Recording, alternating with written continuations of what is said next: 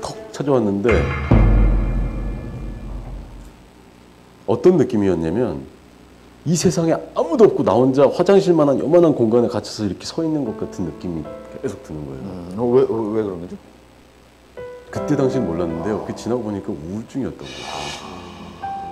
그러니까 우울증이라는 건 아주 힘들 때도 찾아올 수 있지만 힘든 게 다 지나가고 나서 그렇대요. 그렇게 찾아온다고 그러더라고요. 근데 그때 당시에는 그게 뭔지를 알 수가 없으니까 내가 무슨 죽을병에 걸렸다는 생각까지 들었어요. 이게 뭔지 모르겠는데 매 순간이 내가 죽는 느낌이에요.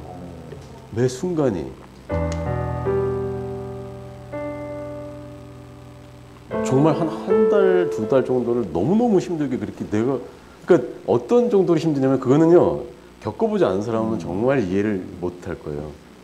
아침에 눈을 딱 뜨는 순간 왜 내가 눈을 떴지 이런 생각이 들어요. 다시 잠들고 싶다 라는 생각이 들어요. 왜냐하면 잠자는 시간이 제일 행복한 시간이니까. 그러니까 잠도 사실은 잘 안 올 뿐더러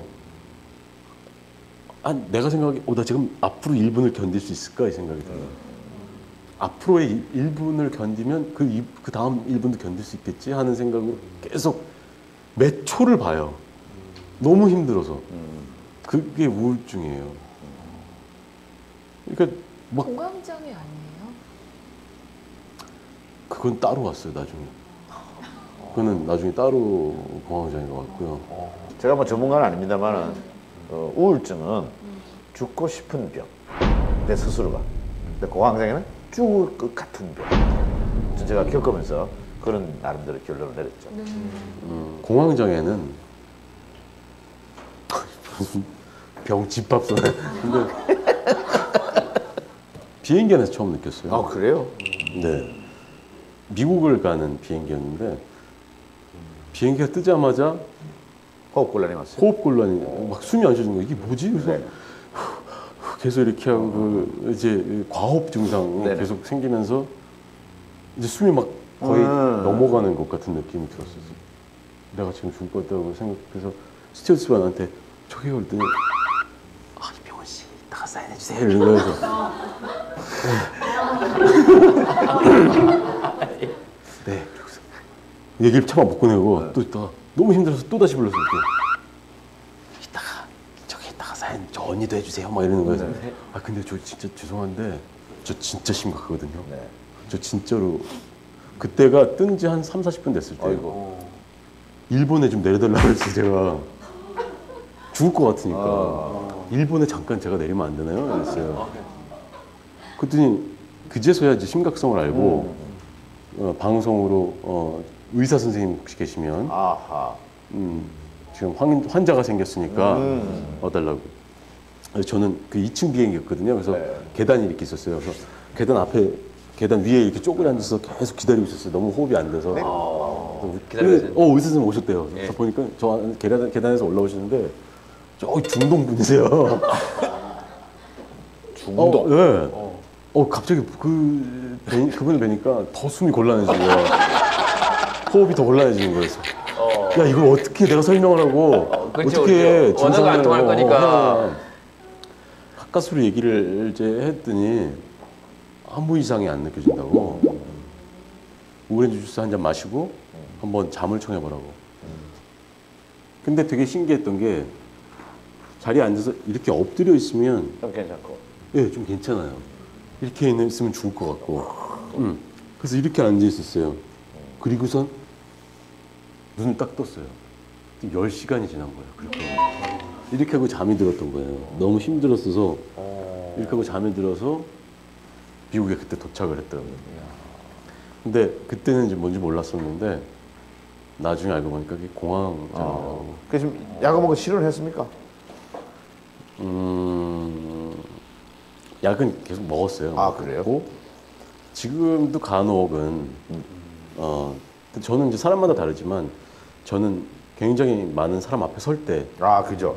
네, 그럴 때 확 옵니다. 네, 오고 연기하실 때는 그러면 연기할 때는 오히려 괜찮아요.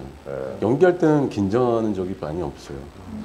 어차피 그 스태프들도 이미 많이 친해져 있는 상황이고 그렇죠. 또 배우들도 많이 뭐 단합 대회나 이런 걸 통해서 친해지고 이러니까 낯선 곳.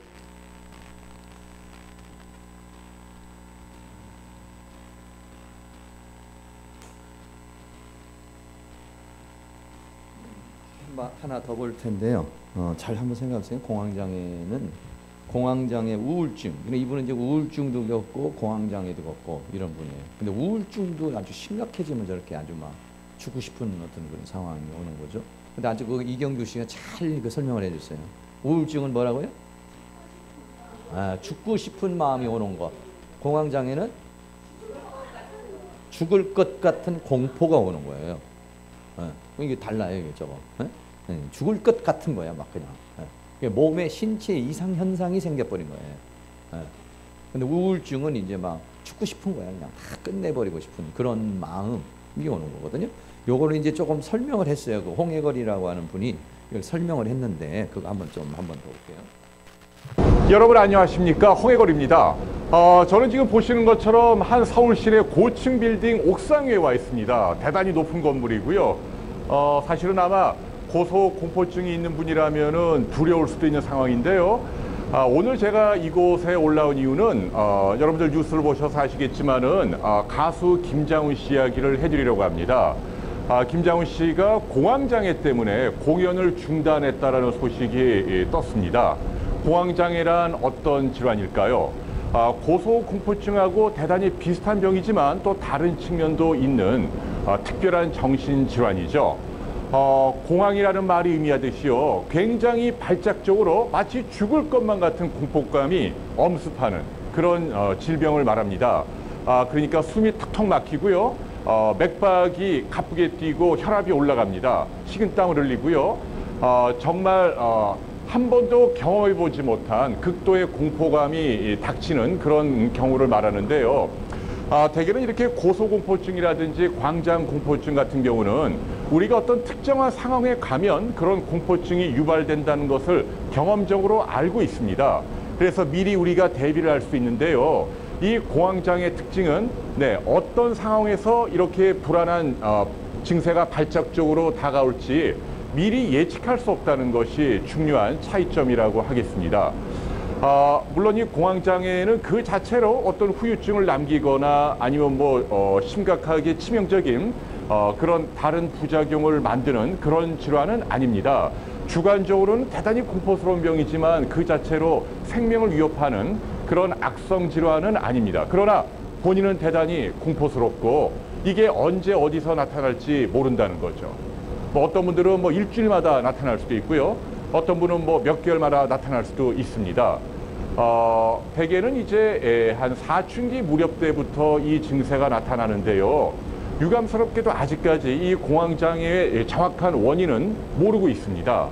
한 가지 추정은요, 유전되는 경향이 있는 것으로 보아서요, 아마도 우리 이 대뇌 깊숙이 위치한 편도핵이라고 하는 본능, 그 중에서도 이 분노라든지 아니면 맹수가 쫓아올 때 격렬하게 대항을 한다라든지 이렇게 생명을 걸고 다툴 때 우리 몸에서 본능적으로 동원되는 이 중추가 지나치게 항진되는 것이 하나의 원인이라고 해석을 하고 있습니다.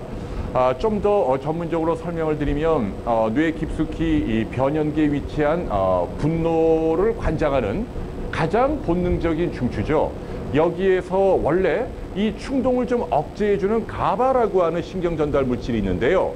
이 농도의 레벨이 떨어지면 아까 말씀드린 대로 지금 당장 맹수가 쫓아오고 있지 않는데도 마치 우리 몸은 생명의 위협을 느낄 만한 큰 위기가 닥쳤다고 착각을 하고 아까 말씀드린 그런 공포감에 휩싸이게 되는 겁니다.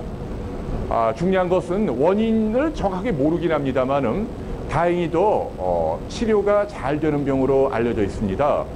정신과를 찾으셔서요, 인지상담 치료를 받으면 도움이 됩니다. 그리고 여기에 우리 몸속의 세로토닌 레벨을 높여주는 우울증 치료제 일종이죠. SSRI 계통의 치료제를 복용을 하게 되면 효과가 좋은 것으로 밝혀지고 있습니다. 그러니까 여러분들께 제가 말씀드리고 싶은 것은요, 특별한 이유가 없는데도 여러분들도 어느 날 갑자기 숨이 턱턱 막히는 것 같고 죽을 것만 같고 그리고 심장과 맥박이 터질 것 같은 그런 증세를 발작적으로 짧게는 뭐 1, 2분, 길게는 뭐 한 10분 정도 지속이 될 수 있습니다만은 자, 이럴 때는 다른 질환을 의심하지 마시고 지금 제가 말씀드린 공황장애라는 것을 인식하시고 정신과를 찾으셔야겠죠. 그러면 극복할 수 있습니다라는 말씀을 드립니다. 네, 가수 김장훈 씨가요, 빨리 완쾌되기를 바랍니다. 공황장애는 기본적으로 치료가 될 수 있는 양성질환이라는 점 여러분 기억하시기 바랍니다. 자, 오늘은 공황장애라고 하는 특별한 정신질환에 대한 말씀을 드렸습니다. 고맙습니다. 네, 불 좀 켜주세요. 아, 됐어요. 저 소리가 이렇게 많이 나네. 그래서 이게 지금 공황장애니 뭐 여러 가지 이제 두려움 속에 있잖아요. 이제 그런 것들의 그 원인을 지금 이제 의학적으로는 잘 이게 좀 모르고 있어요. 이게 지금 왜 그러는지. 왜냐하면 신경계통에서 일어나는 거기 때문에 어떤 의학적인 상황으로서 그걸 이렇게 좀 밝혀내기는 좀 어려운 것 같아요. 근데 프로이드의 정신분석학적 이론에 있어서 보면은 이 두려움이라는 거, 두려움이라는 것은 현실적 불안이라는 게 있어요. 현실적 불안. 그러니까 현실적 불안이라고 하는 것은 현재적인 어떤 불안이라고 이렇게 말할 수가 있겠죠. 그래서 외부 세계로부터 오는 두려움을 인식해서 발생되는 고통스러운 정서적인 경험이다. 이제 이렇게 말했는데 여러 가지겠죠. 현실적으로, 현재적으로, 실제적으로 일어나는 그런 겁니다. 그러니까 현실적인 우리가 삶을 살아가는 데 있는 그런 모든 두려움, 뭐 무대 공포증이 될 수도 있고 대인 공포증이 될 수도 있고 여러 가지 그런 불안증이라는 이런 것들이 이제 생겨날 수가 있겠죠. 네, 그렇게 하고 또 하나는 현실적으로는 그런 상황은 아닌데 신경성 불안이라는 게 있다. 현실은 지금 그런 상황이 아닌데 현실적 상황이 아닌데도 불구하고 어떤 그 신경성 불안이 있다 이런 얘기죠. 그러니까 이런 사람들 뭐 좀 신경이 예민하다 뭐 이렇게 이제 이야기를 할 수가 있겠죠. 그래서 이 부분도요. 이 신경성 불안은 한 3가지 정도로 부동적 형태의 불안이다 이런 얘기가 있어요. 이 부동적 형태의 불안이라는 것은 뭐냐면은 어떤 적당한 환경이 조성이 되면은 그 환경 속으로 빠져들어가 버린다는 거예요. 네, 어떤 상황이 돼버리면은 그 상황으로 빠져들어가는 그런 것들 가리켜서 부동성이라고 이렇게 말하는데요. 어떤 뭐 이런 것들이죠. 뭐 그 전에도 제가 이렇게 얘기한 것처럼 우리 아버지에 대한 제가 어떤 그 두려움이 있는데 그 아버지와 같은 사람을 만나든지 아니면 우리 아버지와 우리 어머니가 싸울 때 있었던 그 두려움의 공포의 상황 같은 그런 분위기가 만들어진다든지 그러면 자연스럽게 두려움이 와버리는 거예요. 이런 걸 부동적 형태의 불안이다. 이렇게 얘기할 수가 있습니다. 네, 그래 그런 것들이 이제 경험적으로 이제 우리에게 주어질 수 있는 그런 공포증이고요. 그 다음에는 강렬하고 비합리적인 공포다. 이거는 합리적으로 그거는 그렇게 두려워할 게 아닌데 두려워하는 거예요. 근데요, 여러분 이 두려움이 양면성이 있는 거죠. 왜 두려움이라는 감정을 하나님이 우리에게 주셨냐면요. 정말 두려운 상황에 오면은 빨리 피해야 된다는 거예요. 두려운 상황에 오면은 그걸 어떻게 하냐 극복해 나가야 되기 때문에 여러분 호랑이가 막 잡아먹으려고 그러는데 하나도 두려움없지 않고 이러고 있으면 그건 죽어요. 기차가 지금 빵 부딪혀가지고 지금 뭐 화재가 났는데 화재가 났을 때는 빨리 도망을 가야 되잖아요. 근데 하나 두려움이 없는 사람은 그냥 타서 죽는 거예요, 그냥요. 그러니까 두려움이라는 감정이 뭐냐면 위협을 느끼는 거거든요. 내가 지금 위협을 느꼈을 때에 그 위협을 벗어나게 하려고 두려움이라는 감정이 있는 거란 말이에요. 분노의 감정도 역시 마찬가지죠. 누군가 나를 공격을 할 때 분노를 함으로 인해서 자기가 그 상황을 이겨나간다든지 또는 대처해 나가는 그런 부분이란 말이에요. 그러니까 두려움이라는 감정이 없으면 안 돼요. 이게 두려움 감정이 없는 사람이 문제가 돼버리는 거예요. 그러면 그런 사람은요. 그 좀 뭐랄까 빨리 죽을 수도 있고 차가 저기서 막 달려오는데도 그냥 킹당보다 웃으면서 타다가 죽을 수도 있는 거예요. 그러니까는 두려움이라는 자체가 무조건 나쁜 거는 아니죠. 인간 안에 있는 그런 어떤 생존을 위한 그런 부분이다 이번에. 그런데 이런 거 나방을 보고 너무 두려워한다든지 생쥐를 보고서 막 그냥 기절 초풍을 한다든지 이런 거 이런 것들이 문제라는 것이죠. 강렬하고 비합리적인 공포란 말이에요. 합리적인 공포가 사자가 왔는데 공포다. 화재가 났는데 공포다. 막 매칭 꼭대기에 올라가 있는데 바라보는데 공포다. 이거는 있을 수 있는 거죠. 근데 전혀 일반적으로 합리적인 불안이 아닌데도 그런 불안을 느끼는 것 이런 것들이죠. 이런 것들도 역시 다 과거의 어떤 경험적인 것에 의해서 그 부분에 있어서 큰 충격을 받았거나 그렇게 내 뇌에 입력이 되어 있는 것입니다. 또 발작적인 반응이 있어요. 발작적인 것들은 그냥 갑자기 일어나는 겁니다. 갑자기 막 난폭해지기 시작하고 갑자기 화가 확 치밀러 올라와서 이런 사람들은 보통 자기 통제를 잘 못하는 사람들. 자기 통제가 잘 안 되는 사람들. 그러니까 이런 사람일수록 화가 깊고 상처가 깊은 것이죠. 자기 통제할 수 있는 그 사람한테는 어떤 그 감정이 일어난다든지 어떤 생각이 오면 자기를 통제를 해야 되는데 그 통제하는 부분이 고장난 거예요. 한마디로 말해서. 그 통제하는 기능을 굉장히 많이 상실해 버린 거예요. 왜? 계속해서 충격을 받아가지고. 아니면은 어떤 큰 충격에 의해서 그 부분이 망가져 버린 거예요. 그렇기 때문에 작동이 안 되는 거예요. 자기 감정 조절이 안 되는 어느 정도 보통 사람들 같은 거 조절이 되는데 그 센서가 이게 망가진 거나 같은 그런 상황이라고 이렇게 말할 수 있는 것이죠. 이런 불안들이 우리들 안에 이렇게 있습니다. 그리고 또 이제 그 도덕적 불안, 어떤 아까 말한 대로 죄책감 같은 거, 수치감 같은 거 이런 것들이죠. 어떤 사람은 좀 이렇게 그 믿음으로 살고 은혜로 이렇게 막 정말 이 죄라는 것에서 살기를 이렇게 생각하는 사람은 어떤 조그마한 이런 죄를 지어도 그거에 대해서 부끄러운 감정이 생겨요. 그런데 그렇지 않은 사람들은 좀 덕을 세워 나가고 더 믿음으로 이렇게 충만하게 살려고 하지 않는 사람들은 그런 것에 대해서 별로 그렇게 가책을 받지 않습니다. 그러니까 더 믿음으로 살려고 그러는 사람일수록 그런 두려움이 또 더 생길 수도 있어요. 반면에 또 그런 그냥 뭐 대충 뭐 살면 되는 거지 뭐 이렇게 말씀에 대해서나 은혜에 대해서 별로 그렇게 감각이 없는 분들은 뭐 그거 모르는 거죠. 뭐 주일 뭐 성수를 안 한다든지 하나님 말씀을 어긴다는데 그걸 위해서 뭐 두려움이 온다든지 죄책감이 온다든지 그러지 않죠. 그런데 정말 믿음으로 이렇게 좀 높은 단계에서 살아가려고 하는 사람은 뭐 한 가지 두 가지 실수만 해도 내가 이러면 안 되는데 굉장히 양심의 가책을 받는 이런 도덕적 불안 그런 것들을 좀 도덕적 불안이라고 이렇게 말할 수 있는 것이죠. 그래서 어떻게 보면은 믿음으로 더 이렇게 살려고 그러는 사람이 더 양심적인 가책을 많이 받을 수도 있어요.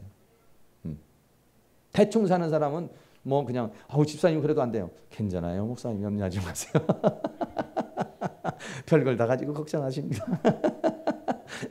이렇게 생각할 수 있고 어떤 분은 막 새벽기도 한 번만 빠져도 막 그냥 내 오늘 또 빠졌다고. 내 기도 생활 안 했는데 빠졌다고. 이렇게 생각할 수 있게 이런 도덕적 불안이 있습니다. 또 특성 불안과 상태 불안이라는 게 있어요. 특성 불안은 비교적 지속적인 일종의 어떤 성격적 특성에 의해서 일어나는 그런 그 불안이 있어요. 그 상태 불안은 말이죠. 특정한 상태나 장면에 따라서 이렇게 성격적 불안은 자기의 어떤 그 기본적인 기질이나 이런 것에 대해서 일어나는 거고 상태 불안은 어떤 상황이나 어떤 상태가 만들어졌을 때 일어나는 그런 불안. 갑자기 뭐 수술하기 전에 막 두렵다든지 시험을 보려고 그러는데 막 두렵다든지 이런 것들이 이제 상태 불안이라고 이렇게 말할 수 있습니다. 특성 불안은 기질적인 것이라든지 성격적인 것이라든지 이런 것 때문에 보통 이제 좀 이렇게 기질적으로 본다면 담즙 기질이 두려움이 제일 없죠. 담즙 기질은 좀 지독해서 좀 의지가 강한 편이에요. 담즙 기질은요. 담즙 기질이 의지가 제일 강한 편이고 목표를 이루기 위해서 가는 사람들이기 때문에 그렇기 때문에 이런 사람들이 좀 불안이 좀 약해요. 불안 많이 느끼지를 않는데 불안을 많이 느끼는 사람들이 좀 다혈질적인 사람도 불안을 좀 많이 느끼는 거예요. 막 화를 확 이렇게 내는 자체가 뭐냐면 불안을 느껴서 그러는 거예요. 불안을. 우울질 기질도 좀 그렇고 또 이제 점액 기질은 좀 불안을 조금 덜 느끼죠. 근데 우울질 기질은 완벽주의적인 그런 성향을 가지고 있기 때문에 어떤 이런 도덕적 불안에 좀 많이 이렇게 파묻힐 수도 있어요. 내가 이러면 안 되는데, 내가 정확하게 살아야 되고, 내가 빠르게 살아야 되는데, 내가 이러면 안 되는데, 안 되는데, 이래가지고 죄책감이나 이런 그런 수치심 이런 불안이 또 이렇게 늘 자기 자신에게 이루어질 수 있는 것이죠. 근데 이런 다혈질 같은 사람은요, 바람 피고 그래도 막 뭐라고 그래도 뭐 그럴 수도 있는 거지. 인생은 즐기는 건데 뭘 그래. 이제 이렇게 넘어가죠. 근데 이제 우울질 기질은 그럴 수가 있느냐고. 어떻게 그런 일이 세상에 일어날 수 있냐고. 그냥 다혈질은 별걸 가지고 다 이상한 사람이에요. 아니 이 사람은 손 한번 잡았다고 뭐 문제가 생겨? 그래. 우울질은 손이 아니라 손 스쳐지기만 지나가도 아니 손 스쳐 지나가는 게 아니라 좀 이상한 마음만 먹어도 내가 이런 마음을 먹었다. 이렇게 될 수 있는 거예요. 그러니까 기질 따라서 약간 그 도덕적 개념이 좀 달라요. 도덕적 개념과 생각이 서로 다른 것이죠. 그러니까 다혈질적인 사람들은 도덕 개념이 좀 없어요. 그러니까 이런 사람은 어떻게 하냐면 자기 조절 능력이 없는 거예요. 다시 말하면 다혈질은 확 올라가 확 떨어지고 이게 올라갔다 떨어져 흥분을 잘하는 거거든요. 그러면 좋으면 좋아 오늘 내가 다 쏴 가자 한번 이런단 말이에요. 그래놓고 하나도 없이 이제 우울해가지고 쫄딱 망해가지고 그냥 아무것도 없이 이제 빈털들이 되는 스타일. 이게 이제 그 다혈질 기질이잖아요. 그러니까 감정 조절이 굉장히 약하지. 그리고 이 사람들은 도덕성 개념이 약해요. 다혈질 기질에 있는 사람이 도덕성 개념이. 그러니까 이런 사람들은 사교성이 좋고 아무나 만나기 좋고 또 친절해요. 또 특별히 여자들한테 친절해. 그러니까 이런 사람은 잘하면 이제 바람 필 수 있는 근거가 많은 거죠. 빵 여자들한테 잘해주고 그리고 좋아해서 잘해주는 게 아니라 그냥 잘해주는 거예요. 이게 그냥 잘해주는 거예요. 근데 여자는 자기한테 잘해주면 저 사람이 나한테 관심 있나 보다. 그래서 차 한잔 합시다. 그럼 이 사람은 절대 거절을 안 하죠. 이 사람은 거절을 안 해. 좋습니다. 그럼 뭐 여자라고 뭐 친구가 없어요? 친구합시다. 친구가 이제 금방 또 이제 애인이 돼 버리죠. 근데 그거에 대해서 별 관심이 없어요. 그렇게 도덕적 개념이 없다고. 그러니까는 자녀들이 다혈질적인 애들은 어떻게 하냐면 그거를 조시를 해주셔야 돼요. 이런 거는 안 되는 거야. 그러니까 조절 능력을 좀 이런 때 노할 수 있어야 되고 이럴 때 이거 안 되는 거 이게 잘라주는 그 버릇이 어렸을 때부터 다혈질적인 기질은 왜냐하면 이 사람들은 이성적 판단보다는 감성적으로 흘러가 버리는 거거든요.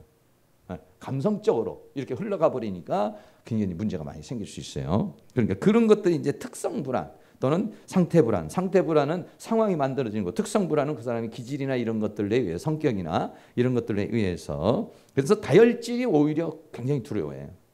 막 큰 소리 치고 막 이렇게 하는데 혼자서는 굉장히 두려워하고 있어요. 큰 소리 치는 사람이 있어도 두려워서 떠드는 거예요. 안 두려워하는 사람은 가만히 감옥하게 있습니다. 그냥 진짜 떠는 사람도 가만히 있고 진짜 떠는 사람도 아무 말도 못하지만은 과묵한 사람도 또 그래. 과묵한 사람은 편안하잖아요. 진짜 떠는 사람은 진짜 떨고 있는 거예요. 근데 말을 못할 정도로 떠는 거지. 학습 이론적 관념에서 살아오면서 이제 아까 말한 그런 살아오면서 되어진 어떤 그런 것들 이런 것들이 많이 있어요. 어렸을 때 개에게 한번 물렸다. 그럼 개만 보면 무서운 거예요. 우리 며느리도 이제 어렸을 때 뭐 개한테 한번 물렸나 보다. 그 우리 집에 이제 강아지만 보면은 맨날 뭐라 그러죠. 그런 경험, 그것도 이제 없애야 돼 사실은. 개는 사랑스러운 거야. 안 무는 거야. 이렇게 하는데 한 번이라도 물리면 개는 무는 거야. 이렇게 딱 이제 정의가 내려지는 거예요. 그것도 외상후 스트레스야. 그것도 어떻게 학습된 이론이니까 바꿔줘야 된다. 그건 바꾸는 게 어렵죠, 그런데. 근데 한번 바꾸려면 그만큼 충격적이든지 아니면 이론적으로든지 걔는 좋은 거야. 이런 쪽으로 이제 가지 않으면 안 무는 거야. 좋은 거다보다는 안 무는 거야. 뭐 이런 것에 대해서 확실한 이론이 성립이 되면 거기서 탈피할 수가 있어요. 근데 아니야. 그래도 물려. 이렇게 이제 왜 자기에겐 경험이 돼 있잖아요. 걔가 물었잖아요. 자기한테는. 경험된 건 사실이잖아요. 그러니까 그게 이제 문제가 있는 겁니다. 그러면 이제 평생 이제 걔하고는 왼수대에서 사는 거예요. 그렇게 되어지는 그런 부분들이고요. 근데 이제 요즘에는 강아지는 안 좋은 거예요. 강아지는 왜 그러냐면 솔타이라는 그런 개념에서 자 집안에 만약에 화초가 있다 그러면 이 화초가 풍겨지는 에너지가 있어요. 화초가 풍겨지는 에너지가 있죠. 꽃이 있으면 꽃이 있는 모든 존재는 물론 무생물에도 어떠한 에너지가 있어요. 근데 강아지, 개한테도 에너지가 있거든요. 근데 이 에너지가 이게 안 좋다는 얘기죠.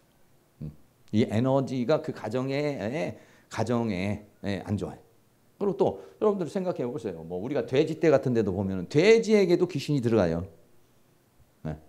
돼지에게도 귀신이 들어가 가지고 예수님께서 그 군대 귀신 사람에게 그 군대 귀신을 나가라 그러니까 돼지떼에 들어가게 해달라고 그랬잖아요. 그 돼지떼에 들어갔어요. 돼지떼에 들어갔는데 돼지가 가서 그냥 물살 속에 파묻혀서 죽었잖아요. 네. 그러니까 개에게 역사하는 영들이 음란의 영들이 역사할 수 있어요. 그러니까 개를 통해서 영이 역사를 할 수 있다. 그러니까는 이제 별로 이제 잘 하죠.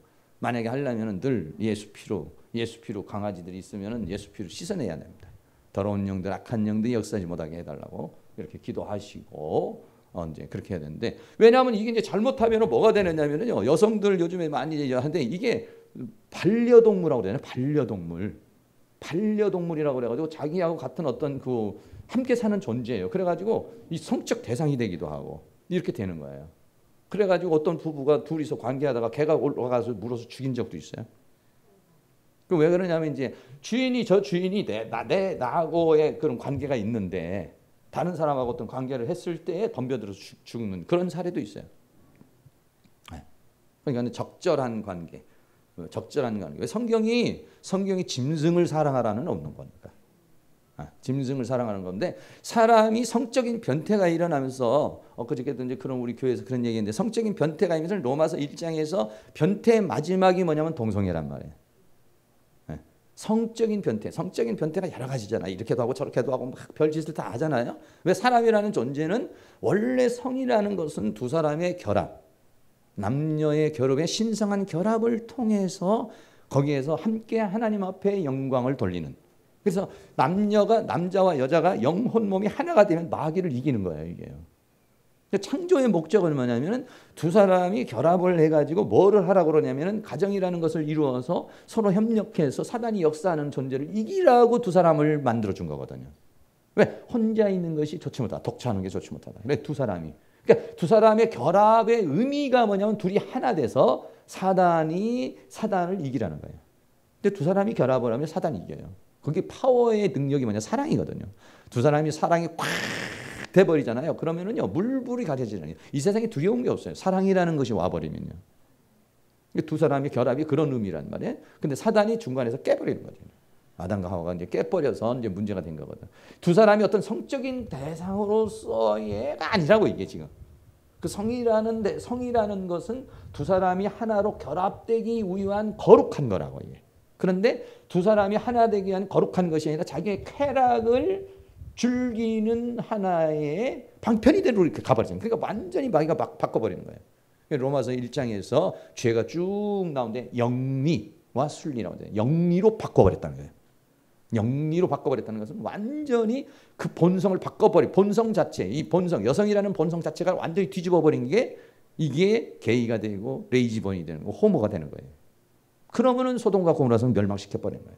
그러니까 인간이 얼마만큼 타락했느냐. 근데 성경에도 있지만 그것도 비슷하게 또 뭐냐면 수간이라는 게 나와요. 짐승하고 하는 수간이 또 나오잖아요. 네. 타락할 수 있는 것이 그게 그런 걸 다 가리켜서 변태라고 그런다. 변질이 됐다 이게 변질이 다 변질돼 버리는. 하나님이 원래 준 목적에서 벗어나 버렸다 이게. 근데 그 극치가 뭐냐면 동성애라고. 완전히 인간이 여성의 기질에서 남성의 기질로 바꿔버리고 남성의 기질에서 여성으로 바꿔버리고 완전히 뒤집어져 버린 거죠. 그럼 창조의 질서와 목적을 깨뜨려 버린 거예요. 이런 것들이 이제 문제가 되는 거죠.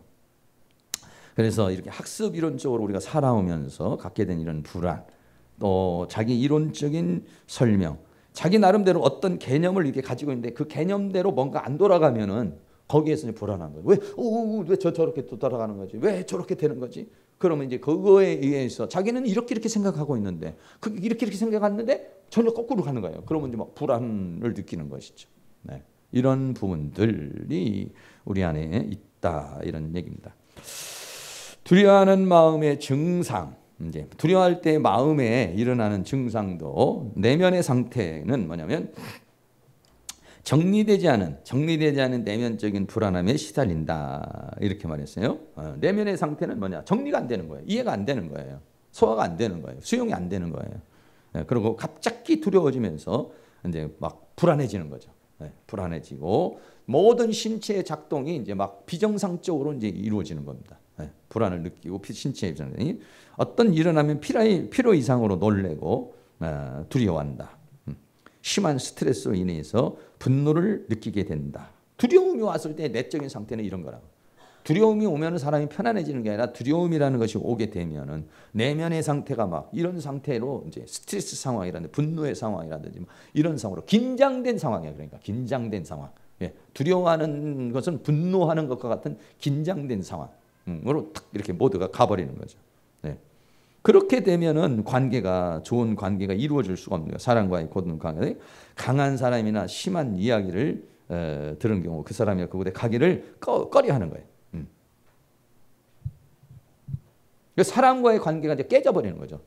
관계가 깨져버리고 잘못을 인정하지 않고 왜 안 하냐면은 잘못을 인정하면 너 잘못했지. 책임 추궁을 당할 수 있잖아요. 그럼 그게 두려운 거예요. 나 잘못했습니다. 인정해야 되는데 잘못했다고 그러면 어떻게 해요? 너 왜 이렇게 했어? 혼나든지 아니면 대가를 치러야 되잖아요. 그러니까 되면 잘못을 인정하지 않고 자꾸 이제 책임 전가를 하는 거예요. 그러니까 두려움이 많은 사람일수록 절대 자기를 인정하지 않아요. 내가 잘못했어. 이렇게 말하지 않죠. 두려움이 많은 사람 꼭 누구 때문에 이렇게 누구 때문에 무엇 때문에 이렇게 책임 전가를 자꾸 이렇게 하는 거예요. 왜냐하면 자기가 감당하기 어려우니까 그렇습니다. 모든 종류의 훈련을 힘들어하고 어려워한다. 그랬어요. 왜? 감당하기가 이미 막 스트레스가 쌓여 있고 아까 말한 대로 이런 스트레스가 쌓이고 긴장되어져 있는 상황이에요. 그러면은 지금 에너지를 그쪽에 확 쏘고 있는 거거든요. 지금요. 그런 상황에 있으면은 다른 것을 또 하기는 너무 힘든 거예요. 이게.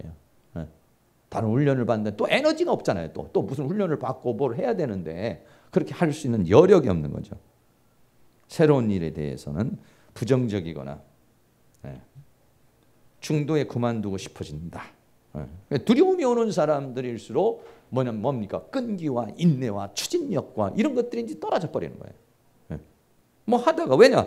중도에 그만두고 싶어. 왜? 에너지가 없어서 그런 거예요. 에너지가 없어서. 힘이 없어요. 왜? 두려운 상황이 되면은 그 두려움의 내 안에 에너지가 100이 있다 그러면 두려움 쪽으로 한 70을 다 써버려버렸어요. 그럼 나머지 가지고 뭘 할 수가 있겠어요? 나머지 가지고서 뭐 할 수 있는 것이 없죠. 자신도 없고 불안하고 자신감도 없고 불안하기도 하지만은요 에너지가 없는 거야. 에너지가 하고 싶은 마음 자체가 없어져 버려 이게. 그런 부분들. 그러면 영적인 상태는 하나님을 향한 신뢰가 흔들린다 이거죠. 두려우니까. 믿는다고 이거 되겠어. 그렇게 막 흔들리죠. 신앙생활이 부담이 되면 안 되죠. 신앙생활은 뭐가 돼야 되냐면 기쁨이 돼야 됩니다.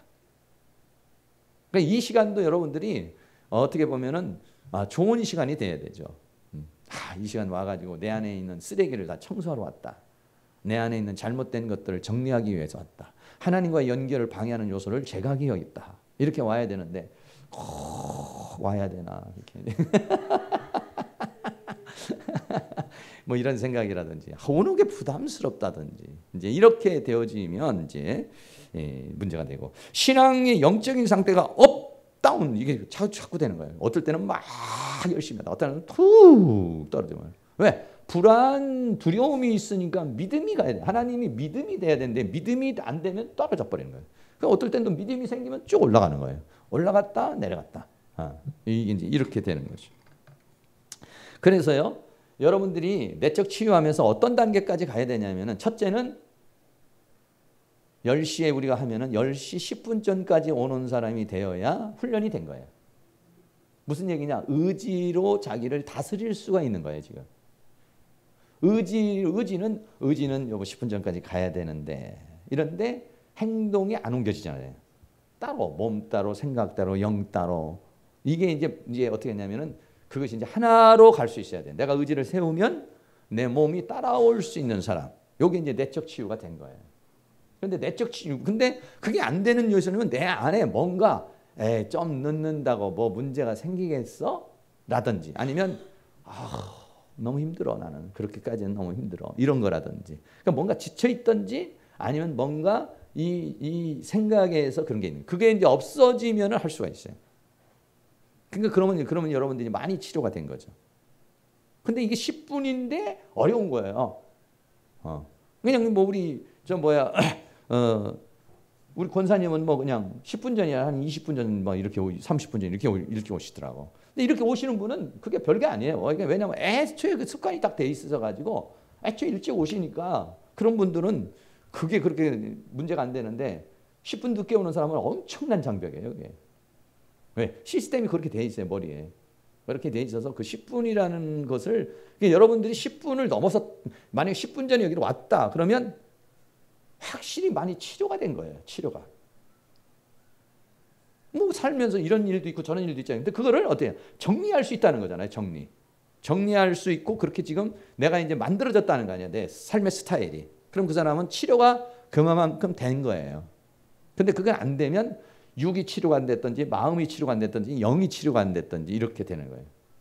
그러니까 10분 전에 온다는 게 쉬운 게 아니에요. 근데 그게 됐다는 자체가 내 의지를 가지고서 나를 그렇게 끌고 올 수 있는 거예요. 또 하나는 뭐냐면 새벽 3시에 일어날 수 있어야 돼요. 10시에 자고 새벽 3시에 일어나는 요 삶의 패턴 속에 들어갈 수 있어야 돼요. 그러면 제대로 내적 치유가 된 거예요. 내적 치유라고 해서 여기 와가지고 그냥 예배만 드리고 가고 말씀만 보고 가고 이런 거는 좀 약한 거예요. 이론적으로 된 거죠. 근데 저녁 10시에 잘 수 있고 새벽 3시에 일어날 수 있는 그 삶의 패턴이 만들어졌다. 굉장한 거예요. 이거는. 그건 뭐냐면 체력이 된 거예요. 정신력도 된 거예요. 영적인 것도 된 거예요. 그러니까 10시에 자잖아요. 5시간 자는 거잖아요. 10시에 자고 3시에 일어나면 5시간 자는 거잖아요. 근데 이렇게 자야 몸이 확 풀려버려요. 다른 때 자면 10시 넘어가 버리면 제가 임상으로 저도 해봐요. 임상으로 제가 해보는데 10시 넘어서 11시에 자기도 하고 어떨 때는 또 12시에 자기도 하고 우리 여기 이제 목요 집회하고 나면 좀 늦어서 어떨 때는 막 씻고 어쩌고 좀 가서 있다 보면 12시에 잘 때도 있어요. 굉장히 피곤해요. 그 다음날. 근데 10시에 딱 자잖아요. 3시에 일어나잖아요. 조금 피곤한 것 같은데 계속해서 몸이 좋아지는 거예요. 점점 더 좋아지는 거예요. 그게 굉장히 중요한 거예요. 그러니까 자기를 갖다가 3시면 일어나 딱 깨울 수 있다는 거죠. 자기를. 몸을 제어할 수 있는 거예요. 자기 정신을 지배할 수 있는 거예요. 이게 굉장한 에너지죠. 그러면 자기의 인생을 자기가 목표하는 대로 끌고 갈 수 있는 능력이 있다는 거예요. 근데 그게 안 되는 사람은 TV에 빠져버리든지 어떤 게임에 빠져버리든지 어떤 감정에 빠져버릴 확률이 많은 거예요. 근데 그거를 자기를 제어할 수 있는 능력이 자꾸 생기잖아요. 그러면은 이게 그러니까 10분 전에 온다는 것도 자기 제어예요. 이게 쉬운 게 아니란 말이에요. 저도 이제 그 내적 치유 같은데 이런데요. 그럼 어디 가고 세미나 같은데 이렇게 하면은 저도 다 거의 한 20분 전 이제 다 가서 거기 가서 내가 커피 한 잔 마실 수 있는 시간, 그리고 또 화장실도 한번 갔다 올 수 있는 시간 이러면 한 20분 정도 되거든요. 많이 넉넉하면 30분 전에.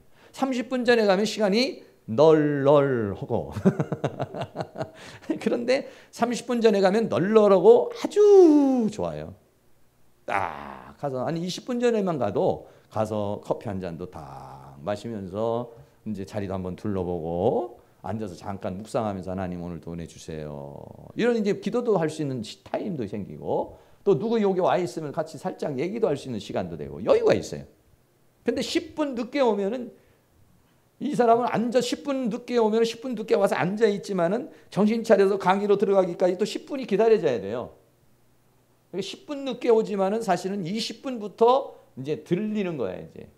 그것도 이제 집중을 했으나 들리지, 그러지 않으면 이제 안 들리죠. 그러니까는 10시에 잔다는 게 굉장히 어려워요.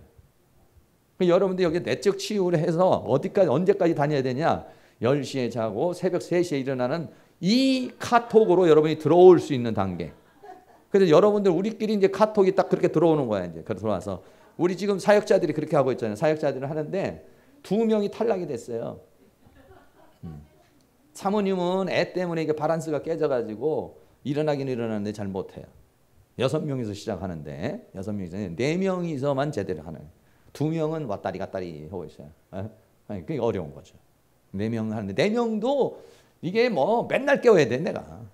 정신 차리세요. 그래야 정신 차리지 계속 비몽 사몽 이렇게 돼. 그게 딱 되면 이거 되는 겁니다. 이 죄와 사망과 세상과 사단을 이기려고 그러는 사람은 아니 자기도 못 이기는 사람이 무슨 죄를 이겨요? 자기도 못 이기는 사람이 어떻게 죄를 이겨요? 자기를 컨트롤 못하는 사람은 못 이기는 거예요. 이게요. 네, 10시에 자야지. 그러면 그걸 할 수 있는 사람이라야 죄가 딱 왔을 때 탁 컷하는 거지. 그걸 못하는 사람은 절대 카트를 못해요. 그러니까는 이게 영적인 상태가 이 두려움이라고 하는 이런 것들에서 이제 떨쳐나가면서 여러분들이 하는데 이게 뭐냐면 그래야 여러분들이 여기서 이제 뭐 내적 치유했다 이렇게 얘기가 되는 거지. 뭐 새벽 10시에 자고 새벽 3시에 일어나는 것도 안 돼. 10분 전에 오는 것도 안 돼. 하나 더 말씀 채우기가 돼야 돼요. 말씀 채우기. 말씀 채우기냐면 내가 좀 떨어졌다 문제가 있으면 말씀을 채우는 거. 그걸 어떻게 하냐. 한 번 했을 때 한 3시간 할 수 있는 능력. 그래서 말씀이 불로 들어오고 말씀이 생명이 들어오는 걸 체험할 수 있어야 돼요. 요거는 사실은 이제 우리가 3박 4일 이런 훈련을 해서 이제 들어가서 사실은 그렇게 하려고 이제 하는데 우리 숫자가 적어서 이제 지금 못 하고 있어요, 사실은. 그래서 이제 아예 이제 저녁 10시에 딱 자고 새벽 3시에 일어나서 샤워하고 4시부터 앉아서 한 7시까지 성경 한번 읽어보고 정말 불이 들어오는지 불이 나가는지 방구가 나오는지 안 나오는지 이렇게 이제 하루를 한번 살아보는 거예요. 그러니까 훈련이 돼야 돼. 앉아서 말씀 읽기 하면서 그 말씀이 읽어줄 수 있는데 졸리지 않고 그걸 견딜 수 있는 어떤 힘. 3시간 견디는 게 쉽지 않잖아요. 요게 여러분이 돼야 돼. 3가지가 돼야 돼. 하나는 말씀 채우는 거 훈련이 돼야 되고 2번째는 뭐가 돼야 되냐면 이 시간. 10시에 자고 새벽 3시에 일어날 수 있는 거. 요것이 돼야 이게 내적 치유에서 감정과 생각을 제어할 수 있는 능력이 보는 거예요. 그때. 이게 안 되면 좀 불안하죠. 이게 딱 삶의 시스템에서 자기가 적어도 이 2가지가 딱 돼야 되고 이제 삶 속에서는 항상 어떤 상황에서는 10분 전 올 수 있는 그런 이제 능력. 이게 자기 제어거든요. 요한 그거는 좀 약한 건데 2가지는 꼭 돼야 되는 거예요. 10시에 자고 새벽 3시에 일어나는 거. 요것이 딱 훈련이 이제 돼야 돼요. 그리고 말씀 채우기 요게 되고 요거 되면은 여러분들이 이제 내적 치유가 됐다. 이렇게 보는 거예요. 그렇지 않고 그냥 한 것은 내적 치유가 아니라 좀 이렇게 한번 쓸어줬다. 안에 있는 거 좀 대충 좀 치워줬다. 안에 있는 거 대충 치운 상태고 그게 되면 싹 어느 정도 그래도 한 80% 90%가 청소가 됐다고 보는 거예요. 그게 되면. 삶의 패턴이 완전히 바뀌는 거잖아요. 10시에서 3시에 일어난다는 거 삶의 패턴이 완전히 일어나는데 정말 이제 자연 그 사람 말로 영리로 사는 게 아니라 순리로 사는 거예요. 이게. 전부 다 밤도깨비로 사는 건 영리로 사는 거예요. 이게 지금요. 영리라고.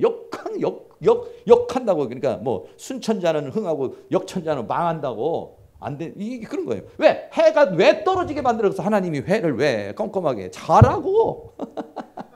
왜 해를 갖다가 띄워서 밝게 해주고 일어나라고. 근데 그거는 거꾸로 살면은 영리로 산다고. 영리로 살면은 역적이요. 아니 하나님이 만들어 놓은 자연 세계를 따라서 살아야 되는데 반대로 살고. 그러니까는요. 밤에 일하시는 분들, 밤에 막 2교대, 3교대 하시는 분들, 난 그런 사람들 보면은요, 이렇게 보면은 정신이 몽롱해요. 이렇게 보면. 왜 그러냐면은요, 사람은 아침에 나오는 호르몬이 다르고, 저녁에 나오는 호르몬이 달라요, 이게요. 아침에 이 신체의 리듬과 이게 다 이 작동하는 게 하나님께서 이 자연의 원리대로 만들어 놨다고요. 그런데 그 원리, 아침에 일어나서 어떻게 깨라고 그런 호르몬이 나오는 거예요. 저녁에는 자라고 그런 호르몬이 나오는 거예요. 근데 이걸 거꾸로 하잖아요. 그럼 인생을 비몽사몽으로 사는 거예요. 이 인생을 거꾸로 사는 사람이 어떻게 행복할 수가 있어요? 안 되는 거야, 이게. 그러니까 그게 전부 다 밤 문화는 마귀 문화라고 이게 전부 다. 밤에는 시커먼 사람이나 돌아다녀야 돼. 안 되는 거예요. 이게 되면은 내가 이제 내적 치유가 됐구나. 삶이 시스템화 됐구나. 이렇게 되는 거죠. 한 가지 더. 포로된 마음. 약물에 집착하거나 물질에 매어 달리는 그런 마음. 약물에 의지하는 거죠. 약에 잡힌 거죠. 그러니까 피해망상적인 감정에 시달리는 거죠. 뭐 건강이라든지 어떤 어떤 그 삶에 자기가 두려워하는 어떤 부분에 이제 이제 확 잡혀서 사는 거죠. 그 다음에 자기를 표출할 수 있는 술이나 중독, 술 중독이나 TV나 이런 것들에다가 이제 빠져버리는 거죠. 자기는 이제 거기에 이제 사로잡히는 거죠. 거기에 이제 어떤 그 자기의 만족, 자기의 어떤 기쁨 이런 게 누리는 거예요. 또 그런 사람들은 늘 누군가를 의존해야 돼. 왜? 두려우니까. 자기 홀로 서기가 잘 안 돼. 꼭 누군가 친구가 있어야 되고 누군가가 자기를 이렇게 도와줘야 되고 이런 것들, 이런 불안들. 이게 뭐냐면 뭔가에 잡혀서 인생을 사는 것이다.